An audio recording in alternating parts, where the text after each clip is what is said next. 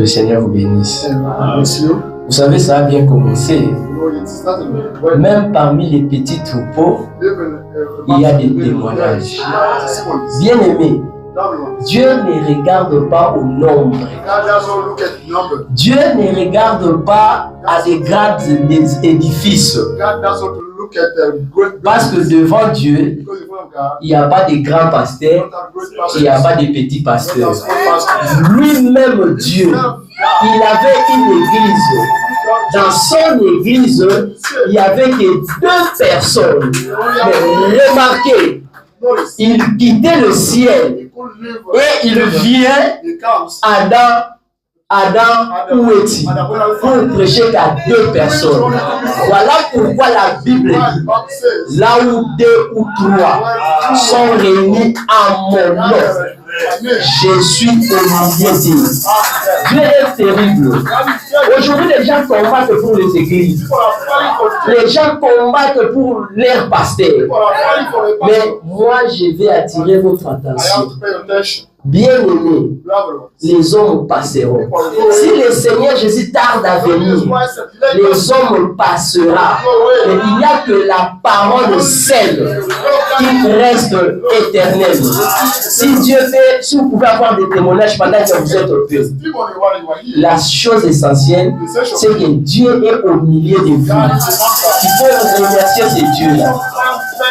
Yeah, le témoignage, j'ai plein de témoignages. Comme le prophète Branham dit, tout chrétien a des témoignages.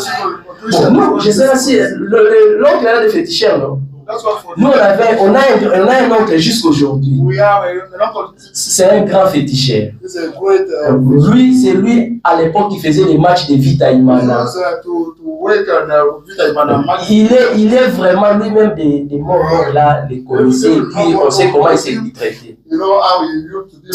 Mais comme notre maman, dans sa famille, Dieu, on peut dire Dieu l'a béni, il avait un mari stable et une maison.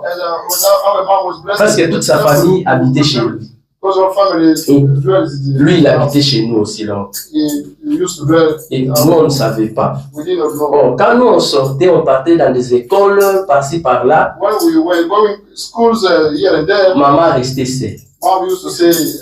Et lui, il appelait tous ces gens qui venaient pour consulter. Il les amenait à la maison, il faisait tout ce qu'il pouvait faire. Mais malheureusement, quand notre sœur a cru dans le message, un jour la sœur n'était pas sortie. Elle ne faisait rien, elle ne priait pas, mais elle dormait. Et oncle a amené ces gens à la maison. Il cherchait à faire quelque chose. Les choses ne marchaient pas. Parce que lui, il sortait maintenant ces statues-là devant comme ça. Il leur donne la cigarette, les statues filment comme ça. Tout le monde voit les statues filment. Et les smokes là, il a essayé. Zéro. Il était maintenant confus. Et il avait raté l'argent ce jour. Les clients sortaient partis. Mais il était là, il ne comprenait pas. Il ne pouvait pas aller vérifier dans la chambre pour voir qui sont là. Et après un temps, il va voir notre soeur sort de la chambre. Elle dormait. Donc, la présence de Seigneur dans la maison a bloqué tous les esprits qui ne pouvaient pas opérer. Elle ne priait pas. Les frères Branham me disent, quand le plus faible des chrétiens s'apprête, et il dit s'apprête pour prier, il a dit le diable, l'enfer, rame. Est-ce que vous comprenez? Quand vous êtes maintenant tel que vous êtes maintenant. Donc c'est un peu ça. Et si vous avez un problème, j'aimerais vous donner ça. Lèvons-nous, le prophète va prier pour vous.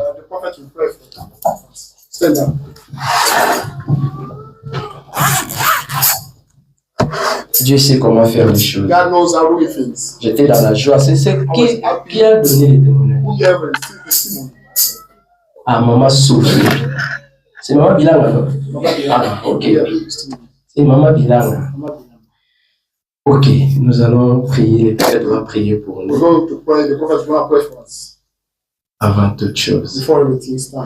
Qui aimerait qu'on vous salue de la prière. Voulez-vous lever la main? Que Dieu bénisse chacun de vous. Il voit et il sait. Notre bienveillant Père Céleste, nous venons dans ta présence avec respect et nous avons non seulement la tête inclinée, mais le cœur aussi. Car nous sommes conscients qu'il est écrit dans ta parole, là où 2 ou 3 sont assemblés, je serai au milieu d'eux. Nous sommes donc assurés que tu es ici maintenant, que le glorieux Saint-Esprit se déplace dans ce petit bâtiment, parce que c'est une promesse de Dieu. Nous te prions de bénir notre rassemblement ce soir. Bénis cette petite église, son pasteur, tous ses collaborateurs et tous les membres. Puisse-t-elle croître encore et encore jusqu'à devenir un grand phare pour le royaume de Dieu, au point que les gens viendront de loin et de près pour visiter, pour voir les œuvres du Seigneur. Puisse-t-elle être comme le temple d'autrefois, où des gens du monde entier venaient écouter la sagesse de Salomon, et où beaucoup de grandes choses se produisaient. Et partout où nous nous assemblons en son nom, c'est là le lieu de rencontre, le temple du Seigneur. Et nous te prions d'honorer tes serviteurs ce soir, de même que les prières que nous t'adressons et les cantiques que nous chantons, et bénis la parole, Seigneur. Alors qu'elle sera proclamée, puisse-t-elle vraiment tomber dans une terre fertile. Seigneur, nous te prions de déraciner maintenant même toute ronce, toute racine d'amertume et toute incrédulité du cœur des gens, afin que la parole puisse tomber sur une bonne terre fertile, riche et fertilisée, et que cela produise de grands résultats pour ces gens. Bénis tous ceux qui ont levé la main, tu les as vus et tu connais leurs besoins. Accorde-nous cela, Père, car c'est au nom de ton Saint-Fils, le Seigneur Jésus, que nous le demandons. Amen. Amen. Que le Seigneur bénisse l'âme de son serviteur. Amen. Merci beaucoup. Ok, ça c'est bien. Ok. Restez debout, nous allons lire la parole de Dieu. Nous sommes sur le livre de Jean 6. Jean 6, 66. Jean 6, 66 à 69. John 6, 66 to 69. Ok. Nous lisons au nom de Jésus. C'est pourquoi je vous ai dit que... Non, on commence, ça c'est 65. Bon, on peut toujours commencer là, c'est la parole. Et il ajouta, c'est pourquoi je vous ai dit que nul ne peut venir à moi si cela ne lui a pas été donné par le Père.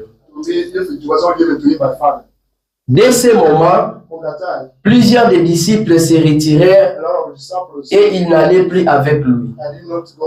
Jésus donc dit aux 12, et vous, ne voulez-vous pas aussi vous en aller? Simon-Pierre lui répondit, Seigneur, à qui irions-nous? Tu as les paroles de la vie éternelle. Et nous avons crié et nous savons que tu es le Christ, le Saint de Dieu. Que Dieu bénisse sa parole. C'est le prophète qui a prêché cette prédication. Et il a intitulé « À qui irions-nous »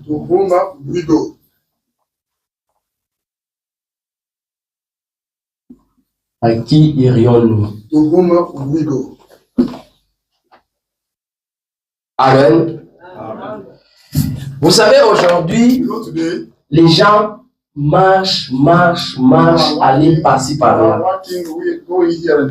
Les gens aujourd'hui se semblent aux gens de la foi passée. Ils marchent sans savoir où ils sont en train de partir. il fait que marcher. Et il oublie qu'en marchant, ils peuvent aller aussi pour se perdre. Il marche aller où il veut. Il ne tient même pas compte de la fin de sa vie. Parce que nous les chrétiens, nous ne marchons pas par la vue. Mais nous marchons par la foi. Parce que la foi nous amène quelque part où la Bible dit, nous étions venus de l'éternité et nous sommes en train de partir à l'éternité. Nous sommes différents. Un chrétien, sa manière de faire des choses doit être différente de tout le monde. Il ne peut pas agir comme tout le monde. Il ne peut pas parler comme tout le monde. Il ne peut pas même penser comme tout le monde. Il doit être différent. Mais les gens de ce temps-là, même aujourd'hui, les gens marchent sans tenir compte de tout cela.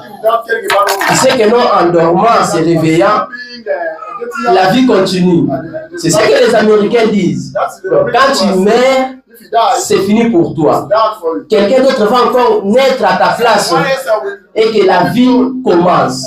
Ok, nous savons qu'après cette vie, il y a la vie éternelle. Et nous travaillons en fonction de cette vie-là. Et le prophète Branham dit, la vraie vie, il n'y a pas de sortes. Il n'y a qu'une sorte de vie éternelle. C'est la vie Zoé de Dieu. Voilà pourquoi il est appelé Logos. Donc, au commencement était la parole. Et c'est cette vie-là qui mouvait au-dessus de l'eau. Dieu était seul. Dieu était seul, mais avec ses attributs. Il pouvait voir là, contempler ses attributs. Mais qu'est-ce que Dieu pouvait faire pour que ses attributs entrent en action? Et c'est à ce moment-là, Dieu a pu penser te voir toi sur la terre. Parce qu'il savait que quand toi tu seras sur la terre, tu vas l'adorer. Et il sera Seigneur. Quand tu seras là, tu vas l'appeler Père. Et il sera ton Père réellement. Tu seras ta fille, sa fille. Et tu seras son fils. Il savait que non, un jour que tu vas tomber malade, pour que son attribut de guérison entre en action. Et il a lâché le diable pour que vous puissiez avoir des menaces, des voix qui vous parlent. C'est le diable, comme le pasteur a dit, et il est le plus faible. Nous avançons avec la parole. La Bible dit, tout ce que vous demanderez en mon nom, croyez que vous l'avez déjà. Et vous verrez cela s'accomplir. Les gens marchaient, ne savaient pas. Le frère Branham dit ceci. Dans Aki Riono 6-60. C'est deux prédications. Il y a avril 6-60 et juin 6-60. J'ai pris les deux. Il dit ceci. Vous savez, l'homme n'a pas changé. Il continue pratiquement à errer dans le monde en quête de plaisir, agité, jamais satisfait. C'est ça l'homme. N'aboutissent jamais à une bonne conclusion. Ne trouvant jamais de repos. Il se trouve pratiquement dans le même état qu'il était après avoir quitté Dieu dans le jardin Eden, et qu'il fit partie se débrouiller. Or, Dieu a créé l'homme pour que l'homme ne puisse pas se débrouiller. Dieu a créé l'homme pour que l'homme puisse, pour que Dieu lui-même puisse prendre soin de l'homme, pour que Dieu lui-même puisse travailler en toi. Et l'homme aujourd'hui cherche à faire de l'impossible. Bien aimé, ne cherchez pas à vivre une bonne vie par toi-même. Le frère Branham dit, tu n'arriveras pas. Ne forcez pas d'être une bonne personne. Le frère Branham dit, en faisant ça, c'est comme le léopard. Il est en train de lécher ses tâches. tout en croyant qu'en léchant ses taches, ça va s'enlever. En faisant ça, il est en train de les rendre encore plus clairs. C'est ça l'homme. Quand vous forcez de vivre une vie, donc vous êtes toujours en train de s'affausser. Voilà la raison pour laquelle Dieu s'est pourvu d'un agneau. Lui-même. Pourquoi? Pour que toi tu sois conduit. Pour que l'agneau puisse te conduire. Pour que tu puisses marcher avec ce Dieu-là. Donc abandonnons-nous à Dieu. Dites à Dieu, mais voici, fais de moi ce que tu veux. À ce moment-là, le Seigneur commence à te conduire. Il te dira, ça ne fait pas, ça ne touche pas, ne parle pas comme ça. C'est ça Dieu. Le frère Branham me parle d'un fermier.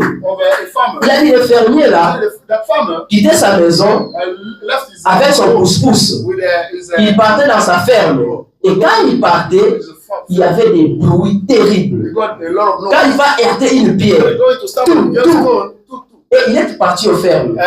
Là-bas, il a chargé son chariot de maïs. Jesus.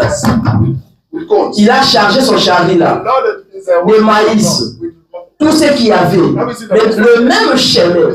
Quand il parcourait encore, même s'il heurtait une pierre, il n'y avait plus de bruit là. Pourquoi? Parce qu'il était maintenant chargé.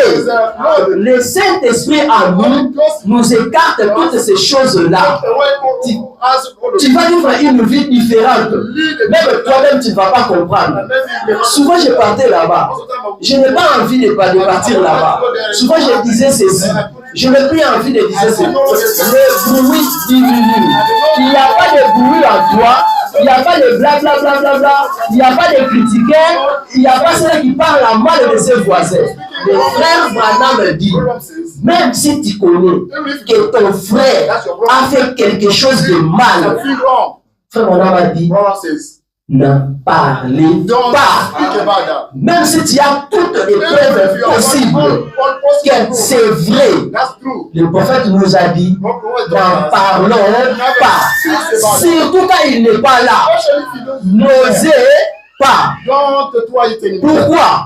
C'est les critiques. Il a dit, n'en parlons pas. Mais aujourd'hui, quand tu vois quelque chose de ton frère, tu ne vas même pas aller le voir pour parler avec lui. Tu parles à d'autres personnes. C'est là où nous avons tombé. Donc, nous avons tombé dans des petites choses que nous n'observons pas. Des petites choses, parce qu'aujourd'hui, il y a des péchés grands et il y a des péchés petits. C'est ça dans nos illusions. Donc, Dieu voit tout comme un péché. Si c'est mentir, c'est un péché. C'est un péché comme celui qui a commis l'adultère. Vous serez tous jugés. Parce que Dieu ne fait pas distinction de sa parole. Dieu lui-même croit en sa parole. Voilà pourquoi il est le plus faible par rapport à sa parole. On dit que Dieu ne peut pas faillir. Oh, Dieu ne peut pas faire ceci. Mais nous avons vu dans la Bible là où Dieu a failli. Alléluia. Amen. Les enfants d'Israël ont péché. Dieu dans sa colère, il a dit je dois les détruire. Ils m'ont désobéi.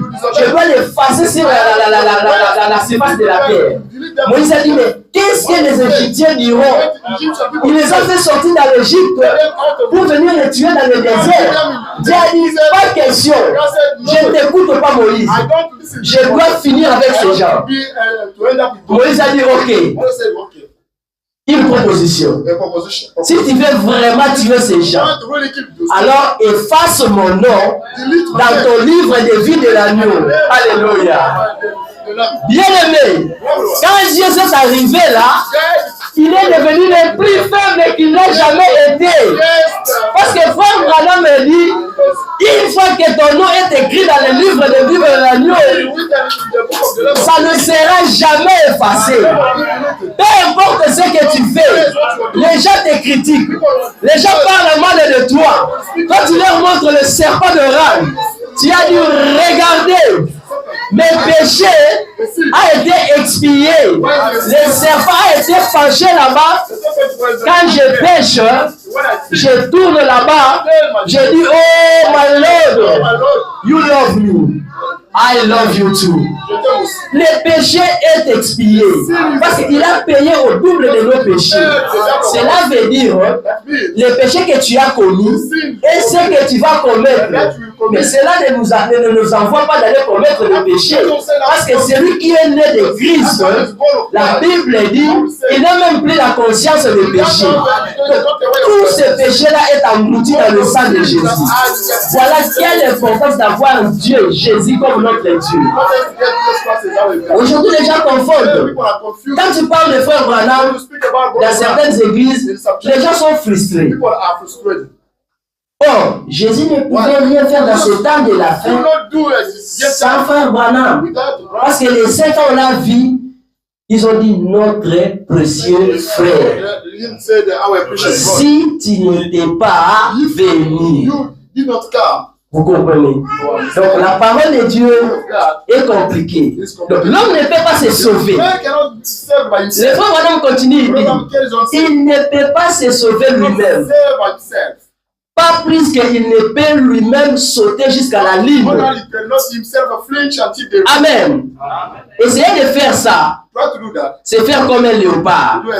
En léchant, en dotant ses tâches en les léchant. Il ne fait que rendre ça, ses péchés plus clairs. Mais néanmoins, il ne veut pas écouter. Il ne fait que quérir ça et là. Mais nous allons poser la question comme Pierre. Parce que quand les autres ont regardé Jésus, il a dit, celui qui ne boit pas mon sang, celui qui ne mange pas mon corps, n'a pas la vie à lui-même. Bien aimé, ne vous accrochez pas au témoignage des autres. Peu importe ce que les hommes peuvent dire de toi. Quand tu tournes le dos, ou quand tu fais quelque chose qui ne les a pas plu, ils t'arrachent les scènes de ceux qui t'avaient donné. Celui-là, c'est un païen. Pourquoi? Parce que tu as fait quelque chose qui n'a pas plu à quelqu'un. À ce moment-là, tout ce qu'il avait donné à toi, il est obligé de les récupérer. Voilà pourquoi Abraham était un homme. Abraham avait des faiblesses. Mais quand Paul a écrit son témoignage, Paul l'a justifié. Quand a écrit le témoignage de Joseph, Paul a justifié Joseph. Et maintenant, c'est à nous de venir dire le mal ou les défauts de frère Branham. Est-ce que vous comprenez? Et c'est à nous de venir de nos frères Branham ici avait fait ceci. Ici, il avait fait ceci. Non, nous aussi nous croyons. Moi particulièrement. Même si je vois frère Branham, je crois. Si je vois qu'il y a une difficulté entre ça et la Bible, je prie Dieu, je prends d'abord ce que le frère Branham a dit. Pourquoi? Parce qu'il est la bouche de Dieu pour ce temps. C'est le frère Branham qui a interprété la Bible. Vous comprenez? Parce que ce que nous lisons dans la Bible, nous pouvons ne pas comprendre. Mais nous retournons dans la parole qui est la parole parlée. C'est là où nous recevons l'explication de la Bible. Alors si j'ai la difficulté, je prends le message et je continue à prier, Dieu va me révéler. C'est là que je n'ai pas compris dans la Bible. Est-ce que quelqu'un me comprend? Et voilà pourquoi Pierre avait dit, à qui irions-nous? Frère, on a dit ceci dans paragraphe 11. Je pense que si nous tous nous réfléchissons sérieusement là-dessus, pendant 5 minutes de notre vie, nous pourrions tous parler comme Pierre. En effet, Pierre avait trouvé en Jésus quelque chose qui n'était pas dans d'autres hommes. C'est pourquoi il a posé la question, à qui irions-nous? Il n'a pas dit où irions-nous. Parce que si nous posons cette question-là, où irions-nous? Mais le frère Miracle va nous amener dans son église. Je ne sais pas si vous avez compris. Si je pose la question, où irions-nous? Les pasteurs aujourd'hui veulent que les gens restent seulement dans leurs églises. Mais le message était venu pour un but. C'est nous faire sortir là où nous étions dans des églises pour nous faire entrer en Christ. Et quand nous entrons là-bas, nous oublions toutes ces choses. Et nous devenons une nouvelle créature. À qui irions-nous? Non, où irions-nous? Parce que où là nous partons dans des groupes. Des groupes. Les ressortissants des... C'est ça aujourd'hui les églises. Mais des fois ça fait pitié. Tu vas dire que ça dans l'église du Dieu vivant. Que Dieu nous fasse grâce. Est-ce que vous comprenez? C'est ça. À qui irions-nous? Car tu as la parole de la vie éternelle. Mais quelle a été la différence entre Jésus et les autres? Jésus n'avait pas étudié. Est-ce que vous comprenez? Il n'y a pas la montre ici. Hein? Jésus n'avait pas étudié. Jésus était sans instruction. Il y avait des rabbins.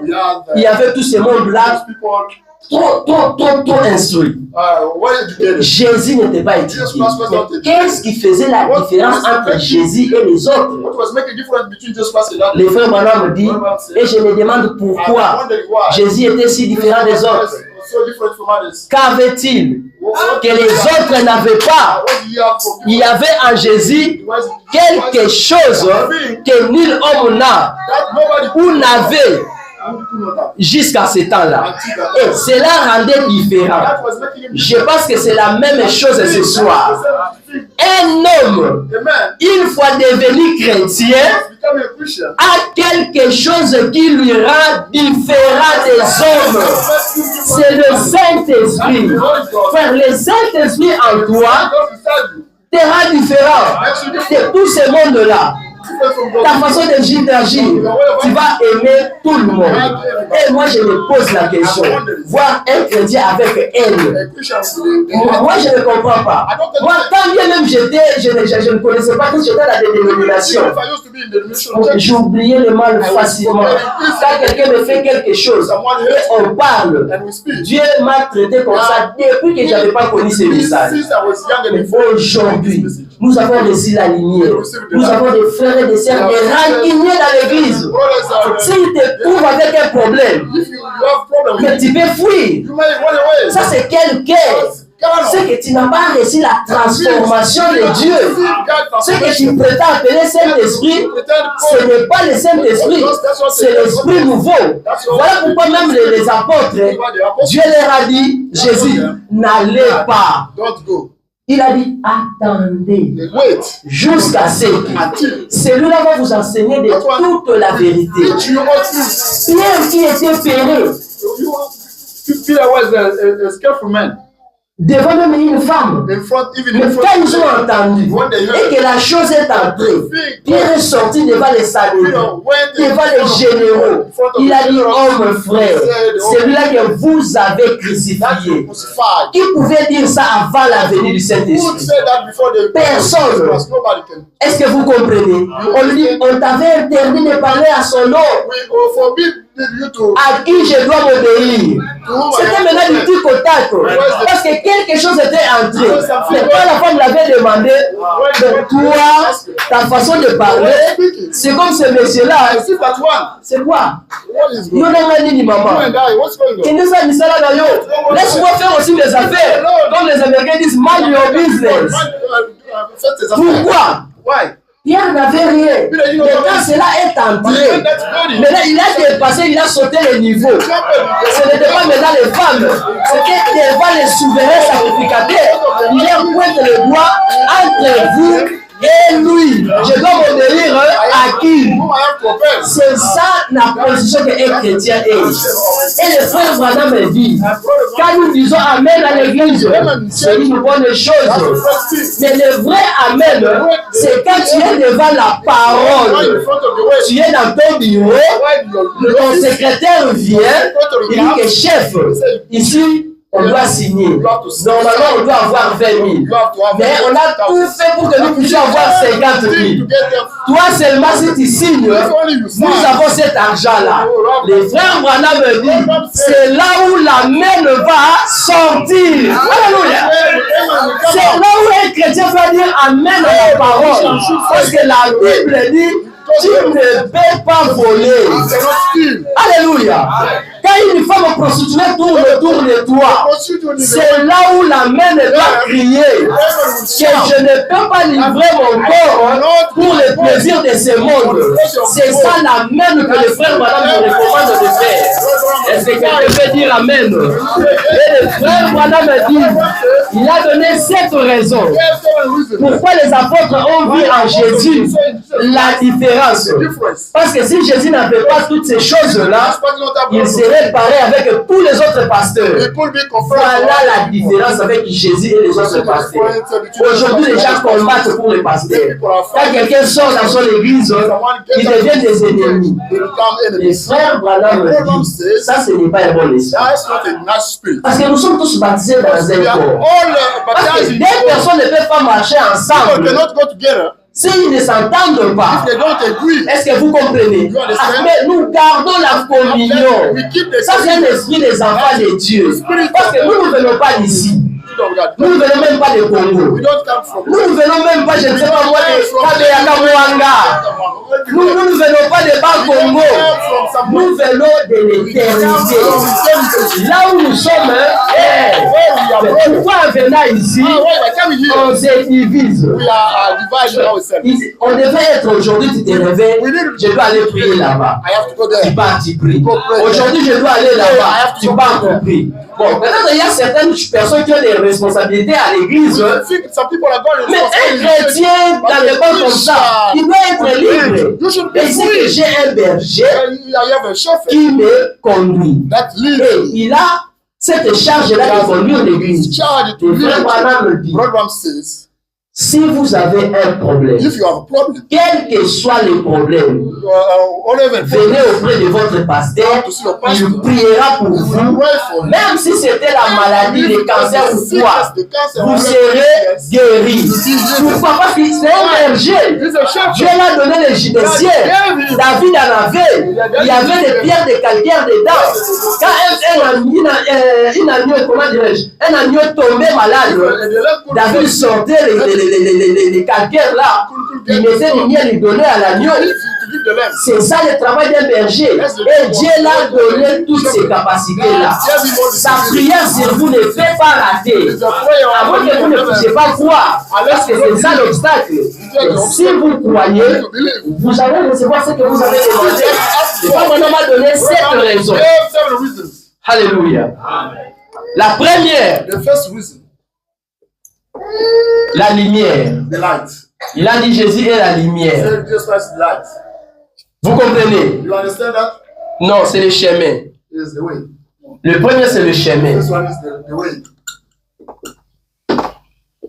Le chemin. Les femmes en ont dit, il y a plusieurs chemins aujourd'hui. Il y a des chemins que les gens ont fondés dans leur propre manière, conception. Ils partent où ils veulent et ils font ce qu'ils vont.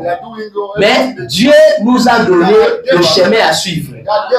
Et nous allons lire ça. Il a dit pourquoi? Qu'est-ce que Jésus avait de différent? Je suis le chemin. Eh bien, il y a un ciel. Il y a un Dieu, un seul chemin. Pour y arriver, il n'y a pas beaucoup de chemins. Il y a plutôt un seul chemin pour y arriver. Et Jésus a dit, je suis le chemin. Donc, il y a plusieurs chemins aujourd'hui. Les gens peuvent entrer. Donc, il suffit seulement que non, je suis chrétien. Non, j'ai pris. Jésus, Jésus, Jésus, Jésus, Jésus. Ça, c'est bien. Mais tout le monde aujourd'hui crie Jésus, Jésus, Jésus. Mais quelle est la différence entre notre Jésus et leur Jésus? Parce que c'est là aussi crie Jésus. Nous avons reçu Jésus aujourd'hui sous forme de la parole. La parole parlée. Et notre Jésus là ne faillit jamais. Parce que Jésus physique, quand il était sur la terre, le frère Branham dit il avait des limites. Parce que si vous lisez dans Ésaïe 61, le frère Branham en parle. Il a dit quand il est venu, il a dit l'Esprit du Seigneur m'a ouvert pour annoncer la bonne nouvelle. pour proclamer la liberté aux captifs. Dans la deuxième partie du verset, Jésus s'est arrêté. Pourquoi? Parce que la partie suivante, c'était pour publier l'année de vengeance. Or, Jésus physique n'était pas venu pour accomplir cette partie-là.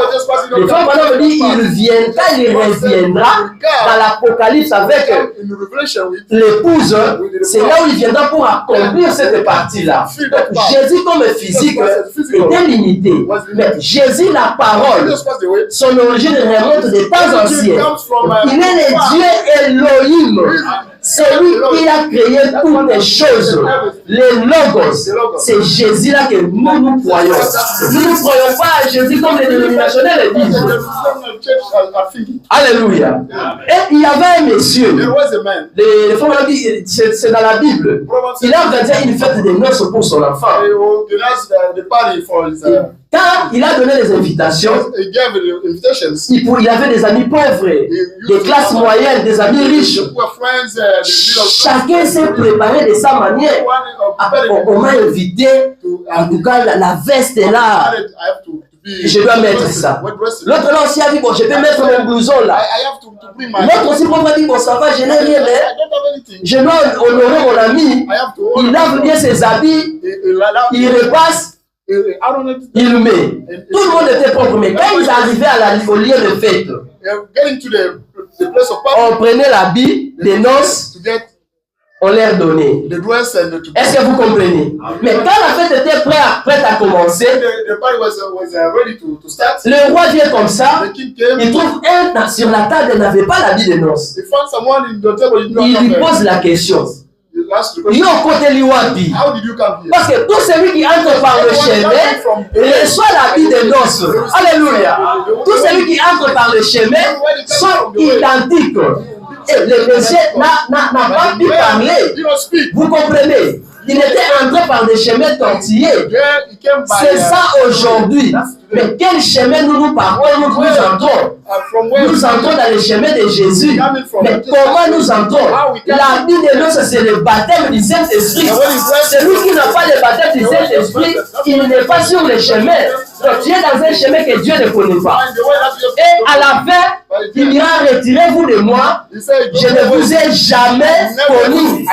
C'est des choses que le chrétien doit se battre. Le baptême du Saint-Esprit. Ça, c'est là. Il n'y a rien. Mais comment entrer dans ce chemin-là si on ne vous montre pas comment entrer? C'est la question que le frère Branham me pose. Il a dit, je ne peux pas vous parler de chemin, mais je ne vous montre pas comment entrer dans ce chemin-là. Et le frère Branham parle dans le paragraphe 18. Il dit ceci. Eh bien, vous entrez en Christ par une naissance. Vous devenez une partie de lui. Vous devenez une nouvelle créature ou une nouvelle création. Lorsque vous naissez dans le royaume de Dieu, vous devenez une partie de Christ. Lorsque j'étais né dans la famille Branham, je suis devenu Branham par naissance. C'est ainsi que vous devenez une partie de Christ. C'est ainsi que vous entrez dans le chemin par la nouvelle naissance. C'est vrai. C'est ainsi que vous entrez dans le chemin. Jésus a dit, je suis le chemin. Est-ce que vous comprenez? Mais vous entrez comment? Vous n'avez pas le Saint-Esprit. Mais vous confessez que vous êtes chrétien. Parce qu'aujourd'hui, tu peux voir quelqu'un dans la rue, même une femme. Tu lui poses la question, tu crois en Jésus? Il dira oui. Vous comprenez? Mais jusque-là, c'est bon. Parce qu'il croit qu'il y a un Dieu qui existe. Mais il a réussi une mauvaise évangélisation. Voilà pourquoi moi je soutiens qu'aujourd'hui, l'évangélisation, c'est Malachie 4. Vous comprenez? Il faut nous poser la question. Mais les prédicateurs vous dites ça. Vous tirez votre... J'ai une citation ici, je vais voir ça. Vous dites ça. Vous trouvez ça où? J'ai une citation ici. Vous trouvez ça où quand vous dites ça? Mais moi je dis ceci.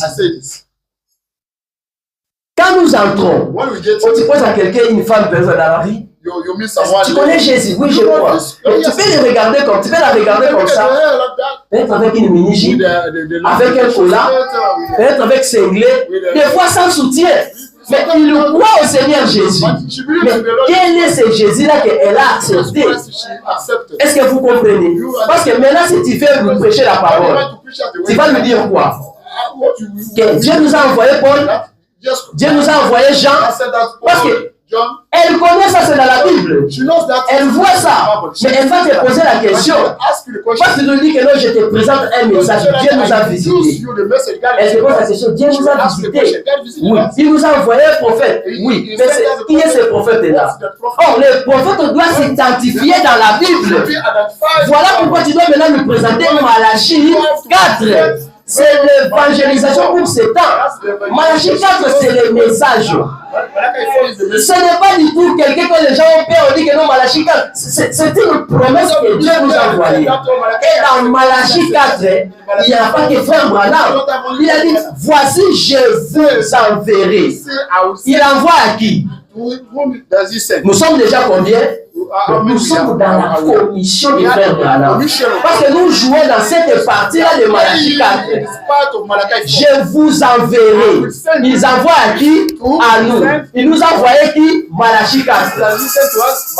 Est-ce que vous avez compris? Et le frère Branham m'a dit comme c'est dans Jéhovah Jireh. Il a dit la sémence devrait voir cela. La sémence royale devrait voir cela.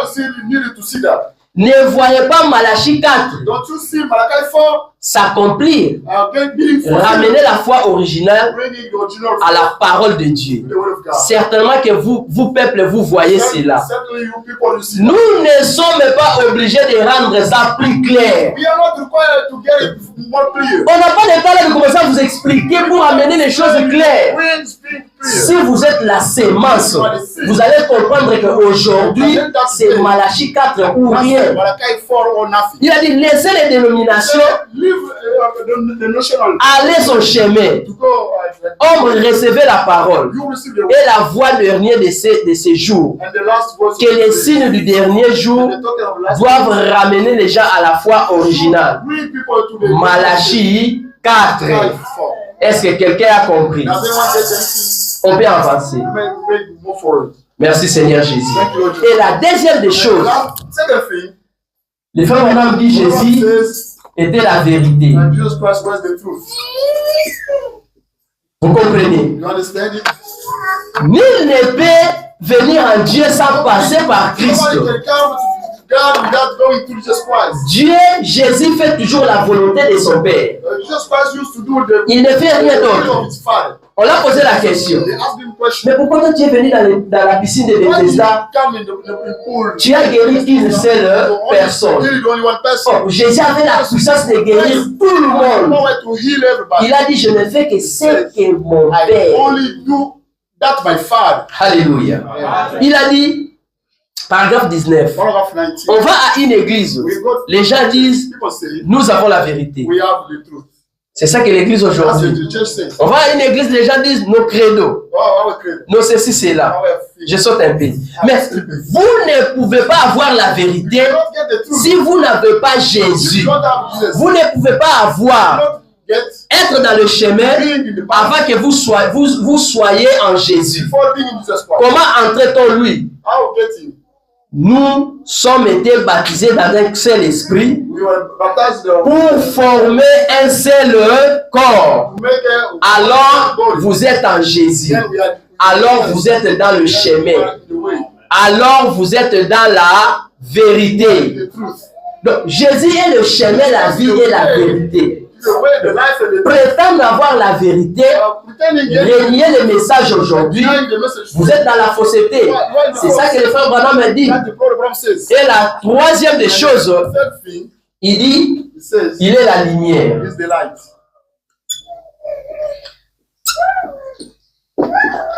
Jésus est la lumière. Parce que comme nous le savons, toute vie végétale,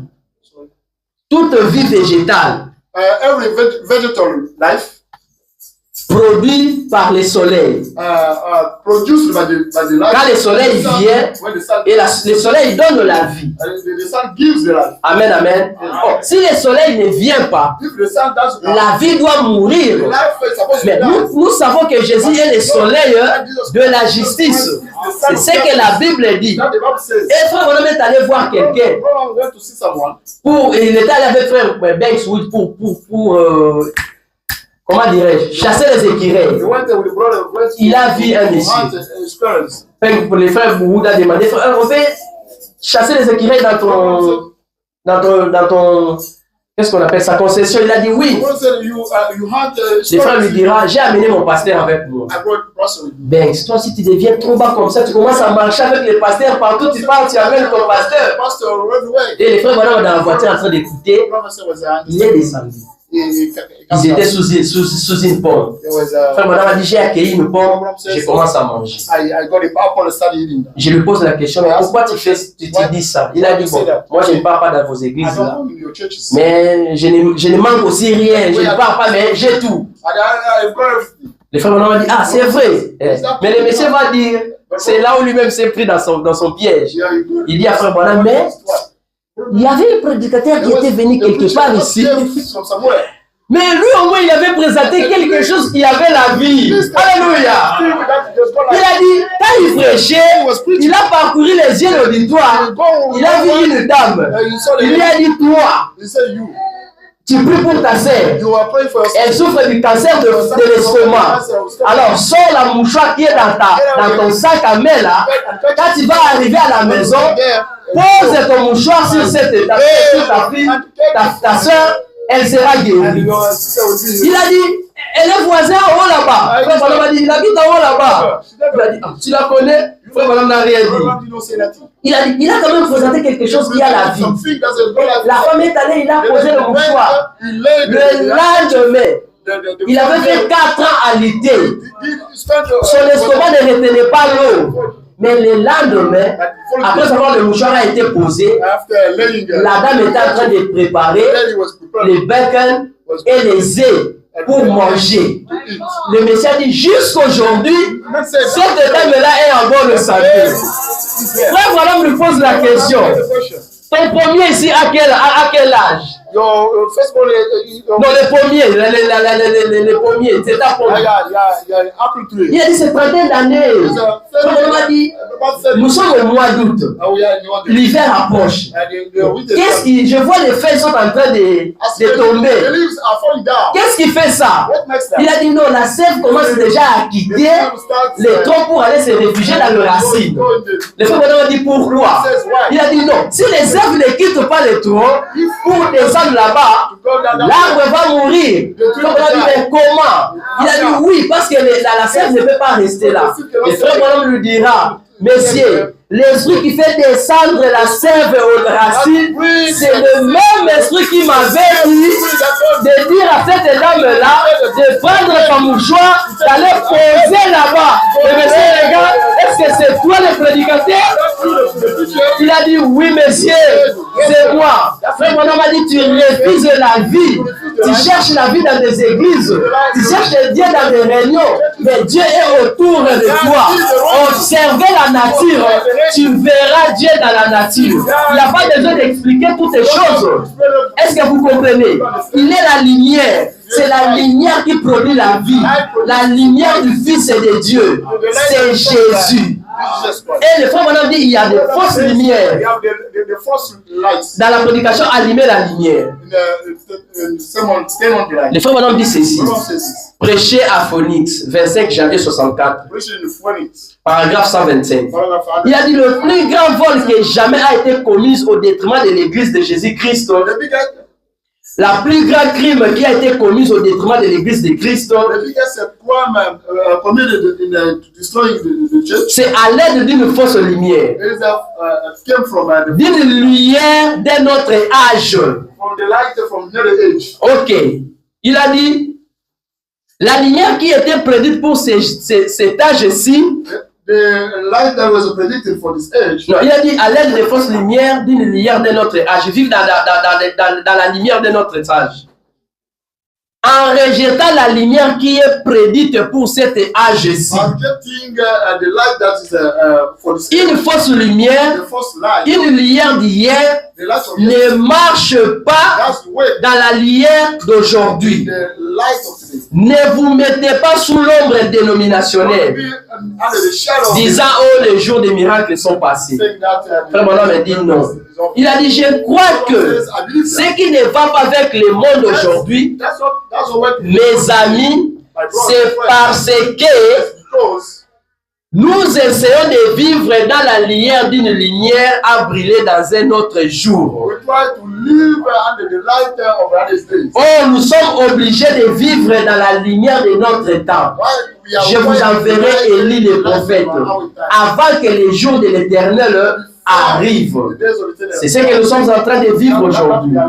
Est-ce que vous comprenez? Et le frère Bonhomme lui a dit, tu as refusé la lumière. Et il dit que ceci dans le paragraphe 14. À qui irions-nous? Nous ne sommes pas ici pour condamner les hommes, des pécheurs pour avoir péché. Nous sommes ici pour condamner un homme qui est à un niveau plus élevé que ça. Est-ce que vous avez compris? Donc, la parole de Dieu ne sort pas pour condamner les païens. Parce que pour commencer, ils sont déjà des non-croyants. Ils ne croient pas. Mais comment toi tu vas dire à quelqu'un qui ne croit pas que la parole dit ceci? Mais toi tu prétends croire, tu es obligé de faire ce que la parole de Dieu dit. Voilà pourquoi les frères Branham dit nous ne sommes pas ici pour les non-croyants. Mais nous sommes ici pour condamner ceux qui prétendent croire. Nous sommes ici pour condamner les péchés, pas les péchés. L'homme ne perd pas sa vie du fait d'être un pécheur.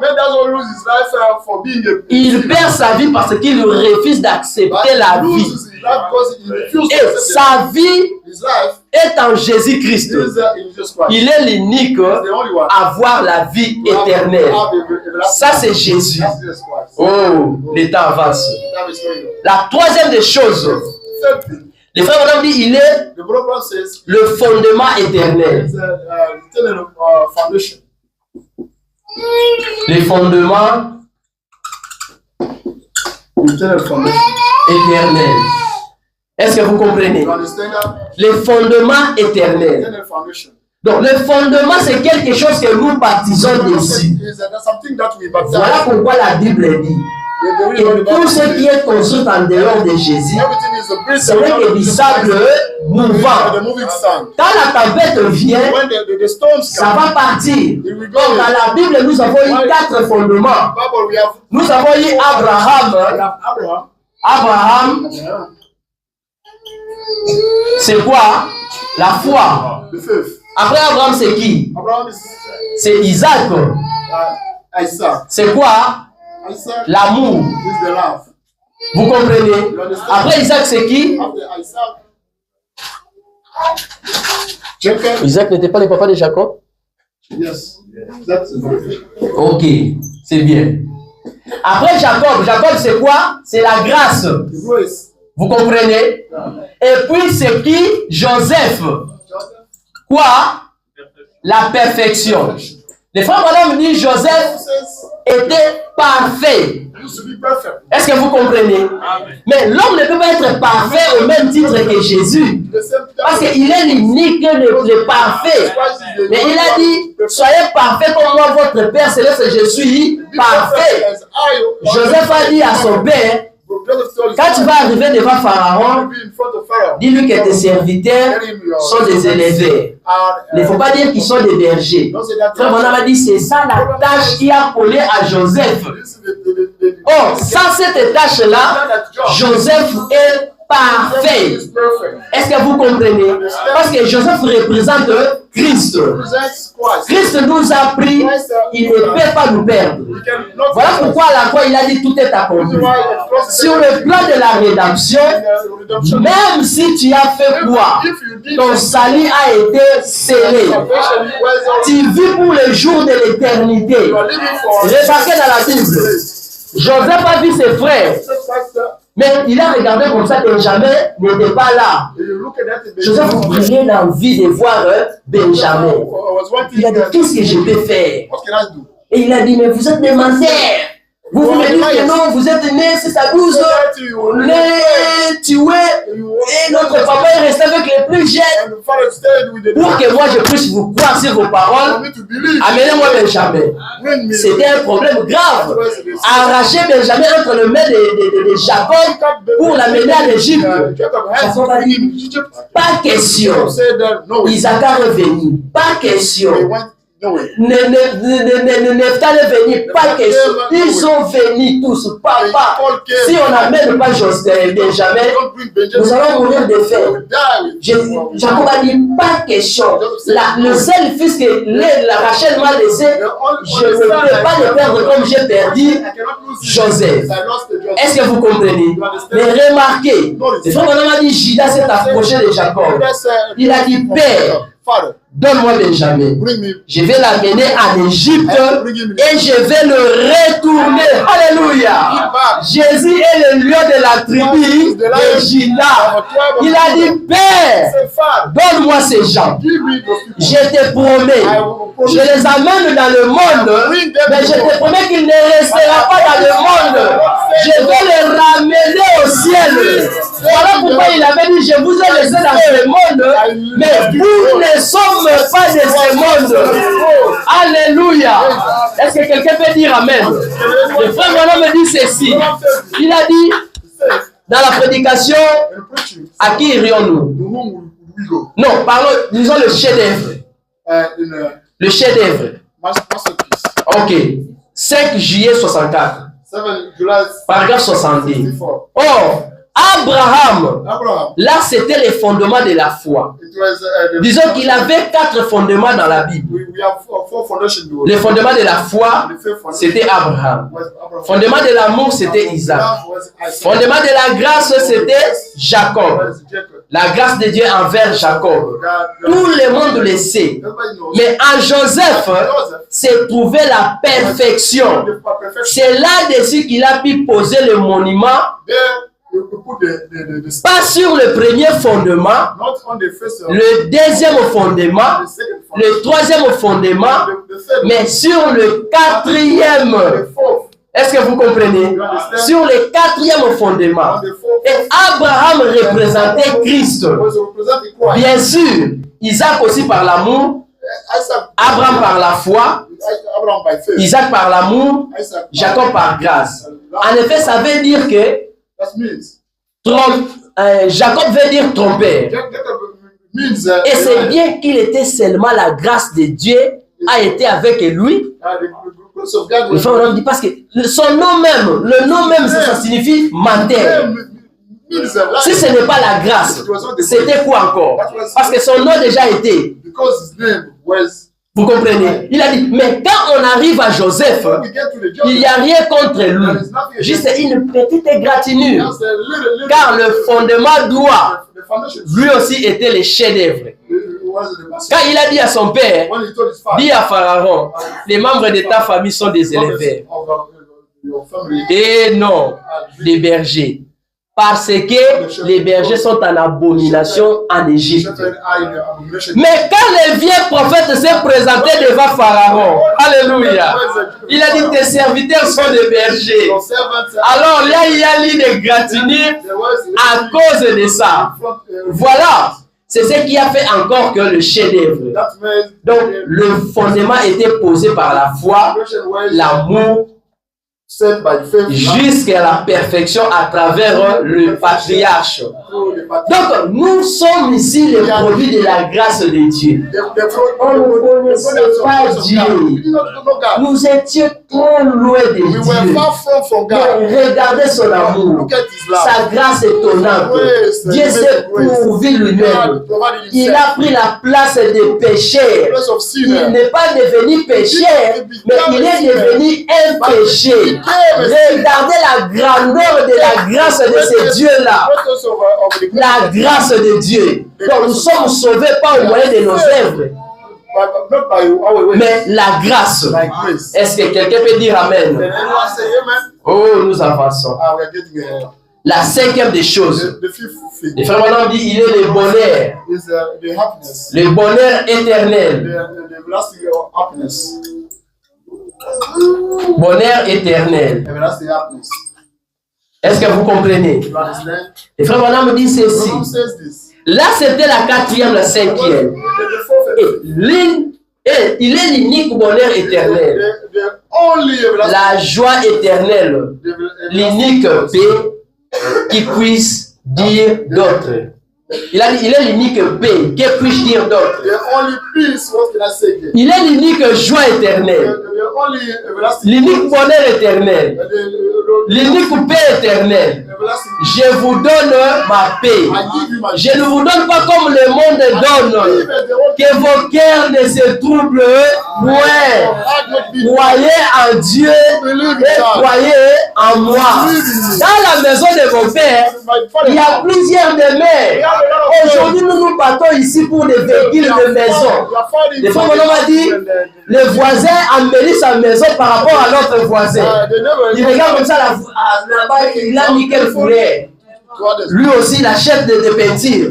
Il dit que il y a les cahiers. Les gens construisent des demeures qui vont tomber après demain. L'homme construit dans des matériaux durables, mais lui-même n'est pas construit en matériaux durables. Tu construis une maison qui peut vivre 100 ans, toi-même l'espérance de vie, tu n'as même pas. C'est ça l'homme aujourd'hui. Or, le fondement ou le bonheur, c'est en Christ. Tout ce que Christ était, la Bible dit, il a déversé ça dans son église. L'épouse est Christ aujourd'hui. Quand vous marchez, les frères Branham dit, un chrétien doit marcher tête haute. Et quand vous marchez, il faut marcher au milieu de la route. Pour que vous ne puissiez pas tomber dans des tractations, dans des histoires. Parce qu'il donne l'exemple. Il a dit, quand on construit la route, on met les pentes dans les extrémités de la route. Parce que quand la pluie tombe, la pluie prend les saletés, ils amènent ça à côté. Et la route demeure propre. Il a dit, c'est ça les chrétiens. Les chrétiens marchent par la foi et non par la vie. Le bonheur, l'unique bonheur éternel, c'est Jésus. Alléluia. Il dit, mais qu'est-ce que vous ne faites que des bruits. Cela va bientôt disparaître. Tout sera fini, dissipé. Mais une fois qu'un homme trouve la joie, qu'il y a de savoir que ses péchés sont pardonnés, il est mort et que sa vie est cachée en Dieu par Christ, scellé par le Saint-Esprit, il y a une joie ineffable, pleine de gloire, par la puissance du Dieu éternel, de savoir que vous vous reposez en sécurité dans son amour et sa grâce, que l'école observe ou pas, qu'est-ce que cela change? Donc nous demeurons dans la grâce de Dieu, que ça tape ici, que ça tape là-bas, nous sommes dans la grâce. La grâce de Dieu nous protège. C'est ça la position d'un fils de Dieu. Alléluia. Oh, merci Seigneur Jésus. Et la sixième chose, Frère Branham dit, il est le réalisateur. Réalisateur éternel. Est-ce que vous comprenez? Et durable. Voilà. Le réalisateur éternel et durable. Donc, vous pouvez faire quelque chose, vous-même vous n'êtes pas sûr de ce que vous êtes en train de faire. Mais quand Dieu fait quelque chose, parce que la Bible dit, il connaît la fin avant le commencement. Donc Dieu ne peut pas vous sauver aujourd'hui et demain il puisse vous perdre. Ça, ce n'est pas Dieu. Donc Dieu réalise des choses durables, des choses qui vivent éternelles. Parce que lui-même, il est le Dieu éternel. C'est ça que le frère Branham me dit. Il dit ceci. Maintenant, être la femme la plus populaire du pays, L'homme le plus fort qu'ait jamais marché dans le riz, être le meilleur boxeur professionnel du monde, tout ce que vous voulez être, si vous ne vous affaiblissez pas, non, tout ce que vous voulez être,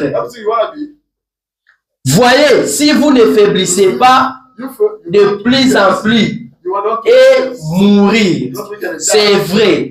Quelques années suffisent pour cela. Ainsi, l'unique réalisateur éternel, c'est Jésus-Christ. Donc, l'unique.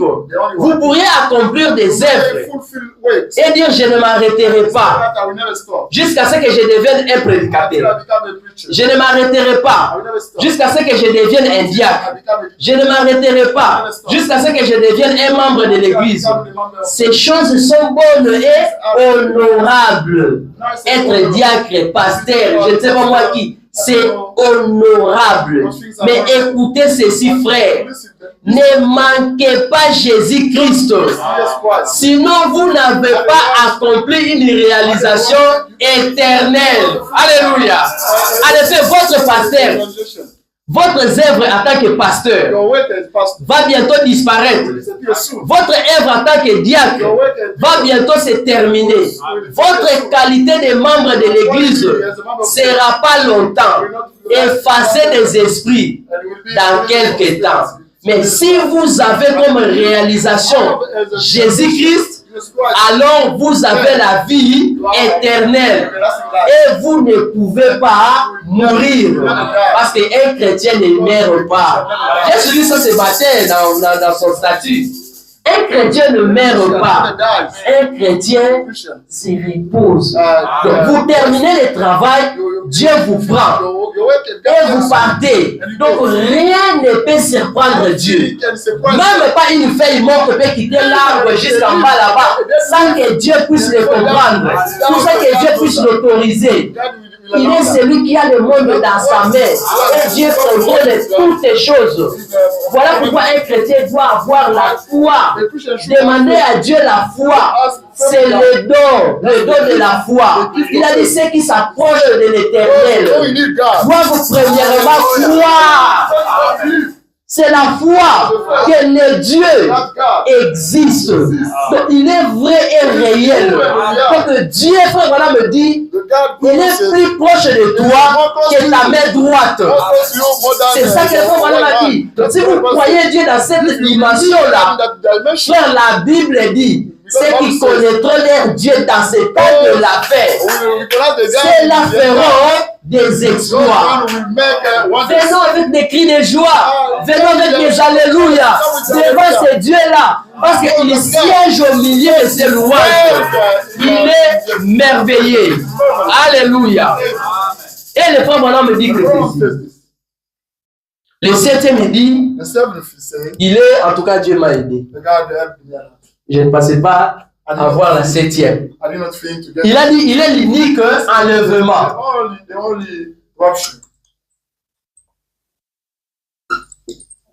Enlèvement. Vous comprenez? Le frère m'a dit, il est l'unique enlèvement. Frère, nous nous rassemblons ici à cause de l'enlèvement. Parce que partout ailleurs on prêche Jésus. Partout ailleurs on a la Bible. Mais ils ne seront pas enlevés. Est-ce que vous comprenez? Mais nous aussi, nous croyons que nous serons enlevés. Pourquoi? Parce que nous étions dans le monde, dans les dénominationnels. On a ouï dire que Dieu nous a visités. Frère, Dieu nous a envoyé un prophète avec une mission précise. Il a dit, comme j'avais envoyé Jean-Baptiste pour préparer ma première venue, ainsi je t'envoie toi, Branham, avec un message pour préparer mon épouse. Frère, nous croyons aux citations de frère Branham parce que c'est ça qui nous donne la foi de l'enlèvement. Parce que les autres aussi ont la Bible, mais ils ne seront pas enlevés. Si vous mettez les messages à côté, vous êtes pareil. Est-ce que vous comprenez? Nous croyons que Dieu nous a envoyé un message. Mais les prédicateurs ont détourné les buts même du message. Au lieu d'amener les gens à l'objectif que Dieu a envoyé ce message, ils nous attachent dans leurs églises. Ils nous attachent derrière eux. Les gens sont là, notre pasteur. Notre église. Voilà notre église est beau. Voilà notre pasteur comme ceci. Il a étudié. Déviation. Or, là, le but de ces messages, c'est ramener l'homme d'où il est venu, à la présence de Dieu. Parce que c'est l'homme qui est l'adorateur principal de Dieu. Mais anyway, si vous refusez, il avait dit que les pierres que vous voyez ici, les arbres que vous voyez ici, nous seront décrits. Voilà pourquoi nous nous sortons premiers. Nous ne voulons pas que Dieu puisse permettre aux arbres et aux pierres de l'adorer pendant que nous sommes là. Nous allons faire ce travail-là. Le frère a chanté, il avait raison. Le roi Barage, il a totalement raison. Mais moi, je suis là. J'ai vu le plan de la rédemption. Le Seigneur m'a sauvé. Je regarde là où j'étais, la vie dont je vivais, la manière dont je vivais. Mais Dieu m'a appelé. Et on peut m'appeler aujourd'hui frère. On peut t'appeler sœur aujourd'hui. C'est une grâce de Dieu. Pourquoi ne pas aimer ce Dieu-là? Pourquoi ne pas l'adorer? Il est l'unique personne que nous pouvons adorer. Sans lui, nous sommes perdus. Il a été venu mourir à la croix pour que la vie qu'il avait, cette vie-là, puisse être en nous. Et si nous marchons aujourd'hui, ce n'est pas par nous-mêmes. C'est Christ en nous que nous marchons. Frère, le message n'est pas facile. 2 ans, 3 ans, tu es là. C'est une grâce de Dieu. Mais il faut être reconnaissant à ce Dieu-là. Ne prends pas le message comme si l'habitude. Ne foulez pas ça au pied. Parce que la grâce continue à couler. Les frères Branham me disent, c'est comme dans les temps anciens. Quand quelqu'un avait une dette, il ne parvenait pas à payer, il prenait son fils ou sa fille, il donne pour la dette. Vous comprenez? Et sa fille ou son fils devenait l'esclave. Jusqu'à ce que le souverain sacrificateur devrait sonner la trompette pour l'année de jubilé et les gens devenaient libres. Et anyway, quelqu'un aussi pouvait dire, je suis bien dans le monde avec mon patron. Je mange bien. Mes enfants partent à l'école. Je peux voler tranquillement. Je peux faire n'importe quoi. Je m'en fiche de votre liberté là. Est-ce que vous comprenez? Et on l'a mené au temple. On lui trouvait l'oreille. On mettait la boucle d'oreille. Donc pour dire que toi là, même si la trompette sonnait encore, tu ne pourras jamais être libre. Donc quand tu as dépassé la ligne de démarcation, la ligne qui sépare la grâce et le jugement. Donc, toi, tu es réservé pour le jugement. Alléluia. Le frère Bonhomme dit ceci. Eh bien, en dernier lieu, j'aimerais dire ceci. Voici une autre raison pour laquelle nous devions venir à Christ. Il est l'unique. Il est l'unique qui a l'enlèvement. Je suis très heureux. Oh, cela me rend très religieux. L'unique personne qui peut enlever. Oui, oui. Je vous dirai quoi? Le matin, allez dans le magasin. Achetez tout ce que vous voulez. Que cela puisse vous rendre jeune. Que cela puisse vous rendre jeune. C'est que le médecin vous fasse une opération qui vous enlèvera de la tombe dans la gloire. Vous devenez si intelligent et instruit que vous n'arrivez à construire quelque chose comme une tour comme de Babel, et cela finira de la même façon. Vous voyez, essayez d'aller à un autre chemin. Voyez, c'est uniquement ceux qui sont en Christ que Dieu ramènera avec lui. Alléluia. Le seul enlèvement qui peut être fait pour passer de la gloire, de la terre à la gloire, c'est à travers Jésus Christ, il est le seul enlèvement, l'unique chemin pour être enlevé. Vous ne pouvez pas acheter cela. Acceptez la grâce quand c'est encore grâce. Vous ne pouvez pas acheter la miséricorde de Dieu. Si c'est à cause de ça, nous, on ne sera pas ici. Si c'est à cause des moyens. D'ailleurs, en Afrique, on pouvait savoir que l'avion existe. Parce qu'on ne construit pas des avions en Afrique. C'est la grâce de Dieu que tu t'assois là et on t'appelle frère, on t'appelle sœur. Donc il faut accepter cette grâce-là. Et tu dois travailler de manière de ne pas frustrer le Saint-Esprit, de ne pas frustrer ce Dieu-là qui a tout fait. Ma femme était dans son travail, on doit chuter. Elle discutait avec ses amis du travail.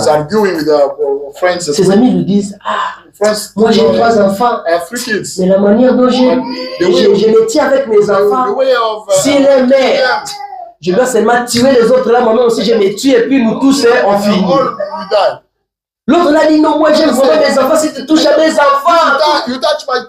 Tout le monde parlait de ses enfants pour montrer que comment le cœur des parents est attaché à leurs enfants. Maintenant, quand le tour de ma famille est arrivé pour parler, il les a dit, je vous ai écouté très bien. Tout le monde ici en train de enfants, j'ai remarqué une chose. Il leur a dit, Dieu n'avait qu'un seul fils. Alléluia. Il leur a dit, Dieu n'avait qu'un seul fils. Mais il a pris son unique fils. Il l'a donné en sacrifice pour que vous et moi nous soyons sauvés. Pourquoi ne pas accepter cela?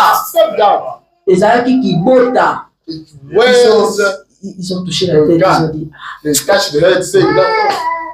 he was God. Il était Dieu. Il faut accepter cette grâce-là. Il a envoyé son fils unique afin que quiconque croit ne périsse point, mais qui ait la vie éternelle. Il a dit l'unique enlèvement, chemin pour être enlevé. Vous ne pouvez pas acheter cela. Vous ne pouvez pas. Vous ne pouvez pas travailler pour cela. Il vous faut recevoir cela.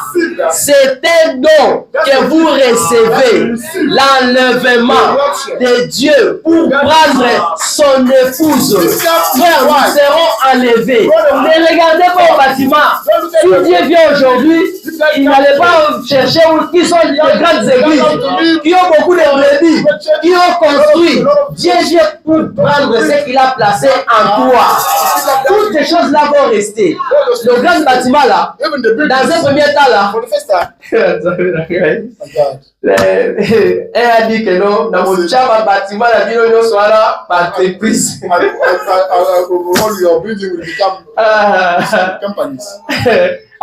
Dans mon carré d'église, nous sommes en bâtiment, la ville comme ça, on va être entreprise. Quand nous serons partis, l'État va récupérer ça.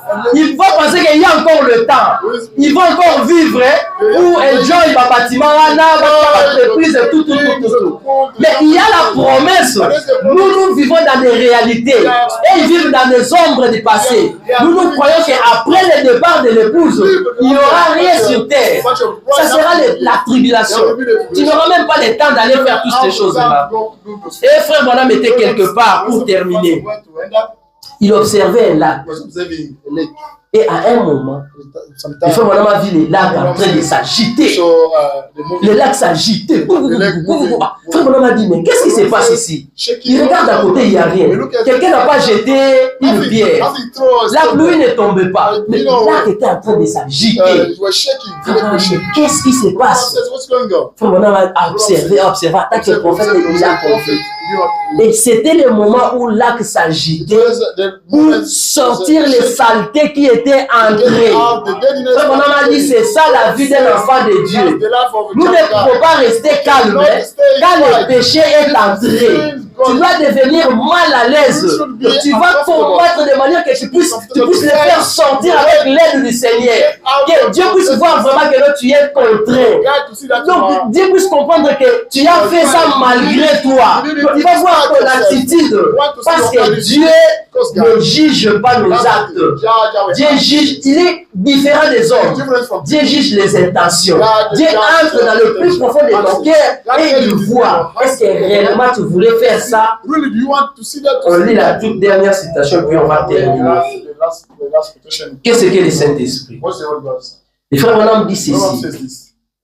Comme nous voyons l'effet du réveil commencer à baisser, ajoutons du bois de la parole. Frère, parlez de la parole. Partout où vous êtes, à la maison, même au travail. Si tu n'as pas quelqu'un de parler avec lui, chantez. Chantez. Les 25, les 30 juillet du mois passé, je ne vous donne pas les détails. Moi, j'étais au travail. J'ai travaillé. Bon, moi, d'habitude, quand j'entre au travail, je commence à chanter. Parce que les mauvais esprits amènent des mauvaises pensées quand peut-être tu es isolé. Mais quand tu prépares déjà le chemin, tu vois que les pensées qui vont suivre, ça sera des bonnes pensées. Vous pouvez être dans une église telle que vous êtes là. La Bible dit qu'il y a 3 sortes de croyants. Votre pasteur peut avoir un bon esprit. Mais parmi lui, il peut y avoir des gens là qui n'ont pas un même esprit avec lui. Des semences, ça frère Branham dit le réveil produit toujours le jumeau. Vous comprenez? Vous voyez pourquoi chacun de nous doit s'examiner lui-même par rapport à ce qu'il est en train de vivre. Amen. Les frères Branham dit, on lit et puis on termine. Comme nous voyons le fait du réveil commencer à baisser, ajoutons du bois de la parole pour qu'elle puisse allumer une nouvelle flamme. Que nos cœurs soient remplis de zèle. Sanctifiez-nous, Seigneur, par ta précieuse parole et par ton sang. Par ta grâce, nous t'implorons. Et toutes les actions de grâce et toutes les louanges te reviendront. Ôtez de nos cœurs toutes les préjugés. Purifiez-nous, ô Seigneur. Donne-nous des cœurs purs, des mains sanctifiées, des mains propres et des pensées propres, pour que nous puissions entrer dans ton sanctuaire soir après soir. Nous réjouissons et remplis de ton esprit. Nous les demandons au nom de Jésus. Les frères, on ajoute Amen. Bien-aimés, le temps n'est plus. Vous savez, aujourd'hui, comme j'ai dit, les gens regardent aux gens. Mais toi, regarde à la personne qui t'a appelé. Frère, ne te plaignez pas. Ne te plaignez pas de quelque chose. Surtout pas chez un homme. Tu as un problème. Allez voir le pasteur, il peut te donner des conseils. Mais n'allez pas chez le pasteur, tu commences à se plaindre. Parce que la Bible dit dans Hébreux 12, il est le consommateur de notre foi. Cela dépend de ce que toi tu nourris. Le monsieur est venu à dire, j'ai des chefs, frère Branham. Ils se combattent. Mais qui va gagner? Le frère Branham a dit, c'est lui que tu nourris plus. C'est lui-là qui va grandir. Frère, ne te plaignez pas. Parce que l'homme reste l'homme. L'homme n'a rien à te donner. Confie-toi au Seigneur, lui seul. Et la Bible dit, faites de l'Éternel votre délice. Et il te donnera ce que ton cœur désire. Et le Seigneur vous bénisse. Shalom.